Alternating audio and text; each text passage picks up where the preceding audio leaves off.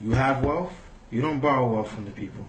As the Prophet ﷺ mentioned, if I'm not mistaken, narration that the person who asks for the wealth of the people, he already has wealth, but this individual will come on Yawm al-Qiyamah scratching the flesh off of his face with nails of copper. And the person who has wealth, he's asking for wealth and he's not in need of it. So why would a person be in debt and the person has wealth? Except that he's borrowing from people when he doesn't want to spend his money, he just want to put money on top of his money. This is not permissible, not befitting. Or the individual borrowed money prior to attaining wealth, and then he has the wealth now to pay the people back and he doesn't pay them back. This is oppression. The Prophet mentioned مَطْلُ الْغَنِي ظُلْمٌ. The procrastination of the rich one is oppression. This hadith has two meanings. The procrastination of the rich one is oppression, meaning the person borrowed money and he has the wealth to pay back, but he procrastinates. He doesn't pay the person back right away, although he has the wealth to pay the person back. It's oppression.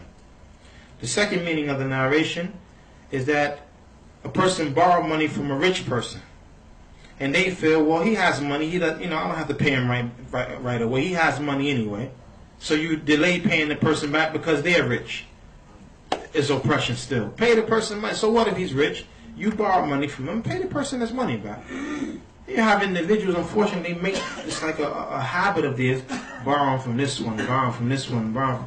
And well, it becomes a shame. Person, and people calling you, you don't want to answer their calls. And these are brothers you have a relationship with. They're texting you, you don't want to respond back. Then now your phone is off, no one can find you, and they calling other day, you seen Fulan? No, we ain't seen them. There's 3 or 4 people asking the same question. Yeah, man, he borrowed money from me. Well, this is not good for the brotherhood. It's not good for a person's deen. It's not good for a person's honor. We have to preserve our honor. Subhanallah wa bihamdi. The Prophet ﷺ took an oath from some of the Sahaba that they would not ask the people for nothing. So much so that if one of them was on his riding beast and something fell down, he would not say to his brother, could you get that for me? He would get down himself and get it. And people, subhanAllah, have turned begging into like a profession. Well, this is blameworthy. Have some self-respect and self-honor for yourself. Get out there and work. You're begging the people all the time. You always got your hand out. Prophet ﷺ mentioned, وَكَرِهَ لَكُمْ ثَلَاثًا قِيلَ وَقَالُ وَكَثْرَةَ السُّؤَالِ وَإِضَاءَةَ الْمَالِ. And Allah, He hates for you 3 things. It was said, and He said, but gossip, excessive questioning. Some ulama say this means begging. Excessive questioning means begging. That's one of the meanings. And then lastly, the wasting of wealth. So people have to have some type of shame. Be begging the people. And sometimes a person has a genuine need. We aid the person. But you have some brothers, they borrow from this one, just to gather wealth up. This is inappropriate. Wallah, is inappropriate. It's haram to do this.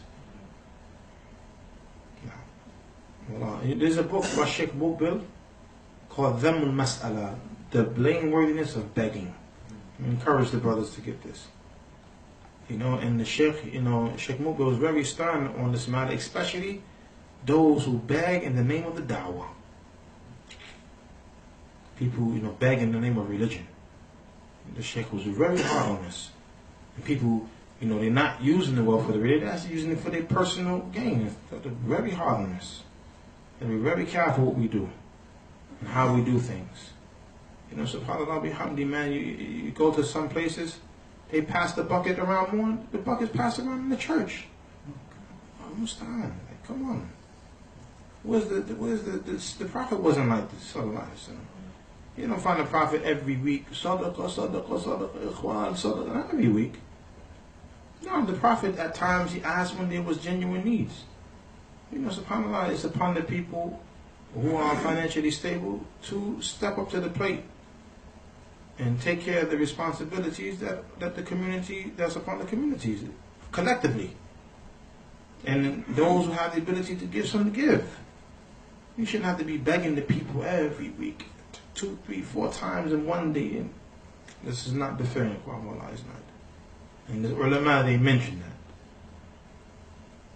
So, you have to be balanced in this affair.